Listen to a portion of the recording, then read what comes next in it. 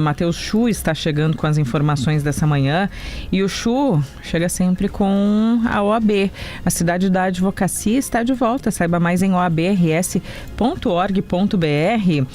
E aí, seu Matheus Chu, que vai falar um pouquinho sobre INSS hoje, porque o ministro relator do inquérito pediu uma remessa dos documentos a respeito do INSS para o Supremo Tribunal Federal após citação de alguns políticos, entre eles o Onyx Lorenzoni. Nos explica, Matheus Chu, bom dia. Bom dia, Andressa, Giane, Rosane, bom dia a todos. A gente precisa falar da fraude do INSS em 3 pontos. A investigação, que tem esta novidade agora, a remessa do inquérito para o Supremo Tribunal Federal sobre um trecho que cita 2 deputados, Fausto Pinato, do PP de São Paulo, atual deputado, e Onyx Lorenzoni, ex-deputado e ex-ministro da Previdência, inclusive. Depois, Andressa, vamos falar sobre a CPMI e sobre o ressarcimento, que é o que interessa a muitos dos aposentados. Mas falando sobre esta notícia de agora, que é a determinação do ministro Dias Toffoli para que as informações levantadas pela Polícia Federal neste inquérito, que citam Onyx Lorenzoni e Fausto Pinato, sejam encaminhadas para o Supremo. Primeiro ponto, conversei há pouco com o ex-ministro Onyx Lorenzoni, e ele considera correto o envio desta investigação para o Supremo, porque entende que o caso não pode ser tratado em separado, em uma investigação paralela da Polícia Federal. Segundo, ele reitera que não tem nenhuma ligação com os investigados na fraude. Havia dito isso, inclusive, a nossa reportagem no mês passado, quando a informação surgiu, e retoma agora este argumento no momento em que o inquérito é encaminhado para o Supremo. Por que o Onyx diz que não tem ligação nenhuma? Porque a suspeita da Polícia Federal vem depois que o ex-presidente de uma das entidades investigadas, chamado Felipe Gomes Macedo, é identificado como um dos doadores de campanha de Onyx na campanha ao governo do estado em 2022. Ele doou como pessoa física R$60 mil.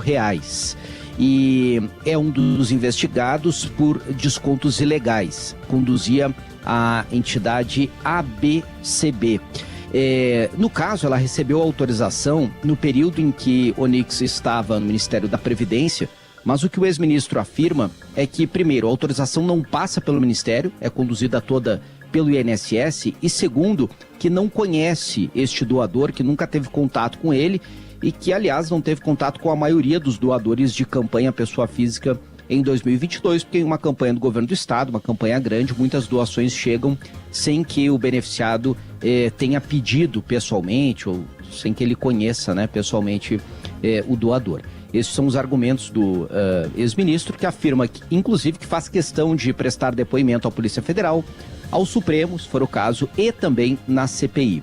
A CPI, Andressa, é uma CPI mista que já tem a definição de presidência, como a gente trouxe aqui, deve ser o senador Omar Aziz, mas ainda se discute nos bastidores a composição de relatoria e dos demais indicados pelos partidos. Esse processo está muito lento, porque essa semana o Congresso está vazio. É semana de festa junina, especialmente uma tradição muito forte, no Norte e Nordeste, e os parlamentares fazem o chamado recesso branco. Eles não vêm a Brasília, poucas atividades ocorreram nesta semana, praticamente nenhuma, e, portanto, até mesmo as discussões da CPI estão paradas. E, por fim, eu quero tratar do terceiro ponto, que é o ressarcimento dos aposentados. Houve uma discussão ontem no Supremo, mediação feita junto à Advocacia Geral da União, em que o INSS apresentou a sua ideia de ressarcimento. Veja bem, ainda é uma proposta que não está fechada. Mas neste plano apresentado pelo INSS, o ressarcimento começaria já no mês que vem, no mês de julho. A ideia é que seja um pagamento em parcela única para quem teve descontos indevidos, mas feitos não todos de uma só vez, porque este pagamento vai ser feito à medida em que houver a comprovação de que aquele aposentado de fato não poderia ter tido o desconto. Como que funciona? Ele vai lá, informa ao INSS se autorizou ou não. Se ele diz que não autorizou, a associação que fez o desconto, ela precisa mostrar documentos, comprovar que ele havia autorizado aquele vínculo. Se não comprovar, ela é obrigada a devolver o dinheiro, e se não devolver, a própria União fica responsável por ressarcir e depois na justiça tentar cobrar o dinheiro destes aposentados. Eu me estendi bastante, Andressa. Não, eu só vou te pedir licença para a gente chamar o Leandro Rodrigues, que tem informação urgente lá do centro de Porto Alegre, onde tem um incêndio na Pinto Bandeira. Fala, Leandro. Isso, e eu estou aqui com a proprietária da loja de tecidos no térreo. Bom dia, o nome da senhora? Maritza. Que horas que a senhora notou que tinha alguma coisa acontecendo? 10:09. 10:09 começou, eu fui na porta da loja, e na porta da loja eu olhei para cima, tinha uma fumaça. Aí eu peguei, já corri, chamei os bombeiros e chamei a dona do hotel ali do lado. Pois é, o que funciona nesses andares de cima? É um hotel Soler que funciona em cima. E embaixo é a loja e tem o segundo piso da loja que tem estoque. E tem 3 andares de hotel em cima. E a senhora percebeu alguma movimentação? Alguém saindo da pousada, correndo, assustado? Não. Ninguém nem tinha visto. Eu que fui a primeira vez. Aí, em seguida que eu vi a dona do hotel ali, a Vera, que toma conta do hotel, tem a Vera e o Cirilo. Aí ela subiu lá pra cima e depois eu fiquei correndo na volta, chamando o bombeiro e o pessoal para sair de fora. Peguei o computador da loja, coisa e desliguei as luzes aí, para não dar nenhum curto-circuito e coisa, e fui pra rua. A senhora percebeu se moradores desceram? Desceram vários moradores. Esse prédio é bastante antigo. O que a senhora pode dizer dessa? Esse prédio aí, ele é todo de madeira. Ele foi reformado para fazer o filme da Dercy Gonçalves há uns 5 anos atrás, mais ou menos. Mas ele é todo de madeira. Então quer dizer que pega ligeiro fogo, né? Quanto tempo a loja a senhora tem ali? A loja nós temos há quase 30 anos ali.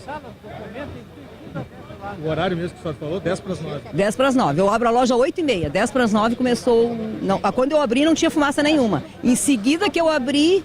Varri a loja, quando eu fui pra frente, começou... Dava a impressão de ser alguma coisa, algum tipo específico de material queimando pelo cheiro? Eu acho que foi alguma coisa de fogão, de colchão, quer dizer, porque pelo que eu vi ali, ó, eles têm uns meio duvidoso de noite, né? E eles fumam, o cheiro, faz um bolo, tanto é que de noite na loja a gente tapa com uma lona, porque às vezes eles esquecem uma torneira ligada.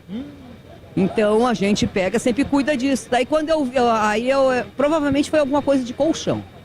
Tá, e o nome da senhora de novo? Maritza. A dona Maritza, portanto, dando esse depoimento em primeira mão, ela que percebeu o fogo e em seguida chamou os bombeiros e a proprietária responsável pela pousada também, Andressa. Obrigada, Leandro Rodrigues, com esse depoimento importante aí. O hotel que funcionava em cima, um prédio histórico aqui de Porto Alegre, que pegou fogo e esse hotel funcionando por ali, as pessoas conseguiram sair, felizmente, e o fogo continua por ali, mas já é considerado controlado, Leandro, ainda não? Acho que ele não está nos ouvindo agora. Daqui a pouquinho o Leandro volta com mais... Oi, Andressa, desculpa. Já é considerado controlado esse incêndio ou ainda não? Olha, não consegui ainda chegar próximo dos bombeiros, porque eles estão afastados aqui. Até a Brigada Militar está bem rigorosa aqui com o bloqueio, mesmo pela calçada do outro lado, pelo perigo, pelo risco que eles imaginam ter no próprio prédio, por ser um prédio antigo, né? E não se sabe o quanto foi avariado pelo fogo lá dentro. Mas a fumaça diminuiu bastante, pelo menos nessa parte da frente. De vez em quando vem umas nuvens de fumaça, agora bastante água que a gente vê saindo por cima do prédio, das mangueiras ainda sendo usadas pelos bombeiros, mas aparentemente sim, só uma fumaça branca mesmo é o efeito da água sendo apagada que a gente percebe. Obrigada, Leandro Rodrigues, 9h35, vamos fechar aí em Brasília, Matheus Chu, porque teve a cariação também, né? Isso, a cariação ontem na investigação, né, na fase de instrução processual do Supremo sobre a investigação da tentativa de golpe em 2022 e o tenente-coronel Mauro Cid ficou frente a frente com o general Braga Neto. Um dos trechos em que os dois foram confrontados pelo ministro Alexandre de Moraes é sobre a declaração de Mauro Cid, que é delator, que Braga Neto teria entregue a ele uma sacola com dinheiro para financiar os acampamentos que estavam aqui em Brasília, em frente à sede do quartel-general. Braga Neto reforçou que não entregou este dinheiro, enquanto o Mauro Cid reiterou o relato dele. O que fica muito claro, Andressa, em outros trechos da cariação, é que Mauro Cid não é seguro de várias das declarações dele. Aí fica a dúvida se é em função de estar diante de um general, de alguém que sempre esteve acima dele, seja politicamente no governo, ou até mesmo dentro, né, das Forças Armadas, ou se de fato ele pode estar maquiando as suas informações, as suas versões. Enfim, vai caber agora ao ministro relator, aos demais integrantes do Supremo analisarem. Não só Alexandre de Moraes, mas os demais integrantes da primeira turma sempre podem participar desse processo de acariação. Ontem o ministro Luiz Fux fez perguntas também. É uma fase já de tentativa de esclarecimento sobre as versões que foram apresentadas nos interrogatórios, sobre os quais a gente falou bastante aqui, e também nos argumentos da acusação, né, da Procuradoria-Geral da República. Está caminhando rápido esse processo de investigação e é bem possível que a gente tenha um desfecho do caso bem antes do final do ano, Andressa. Obrigada, Matheus Chu, 9h37, nós voltamos em seguida, lembrando que o novo Hyundai Kona chegou na Car House.